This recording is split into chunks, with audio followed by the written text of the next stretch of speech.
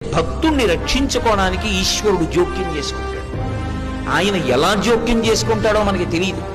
ఒక్కొక్కసారి బహుముందుగానే జోక్యం చేసుకుంటాడు. వచ్చేది తెలుస్తుంది కాబట్టి అడ్డుకట్ట వేసి నించుంటాడు. మనకి తెలియవు ఆయన యొక్క కృత్యములు.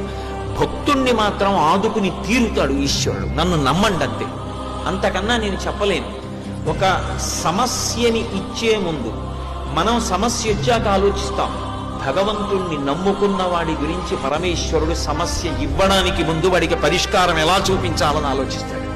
నన్ను నమ్ముకుని ఉన్నవాడు వాడు పాడైతే, అందుకే భాగవతంలో అష్టమ స్కంధంలో అంటాడు, వాడు నా కొరకు రక్షింపవలయువాడు. వాడి కోసం వాడిని నేను రక్షించట్లేదు, నా కోసం రక్షిస్తున్నా. అటువంటి వాడు పాడైపోతే లోకంలో భగవంతుడున్నాడు అని ఎవడు నమ్ముతాడు? నమ్మడు. నేను ఉన్నాను అని నమ్మాలంటే నన్ను నమ్ముకున్నవాడు పాడవడానికి వీల్లేదు. వాడి కోసం రక్షించట్లేదు, నా కోసం రక్షిస్తున్నా.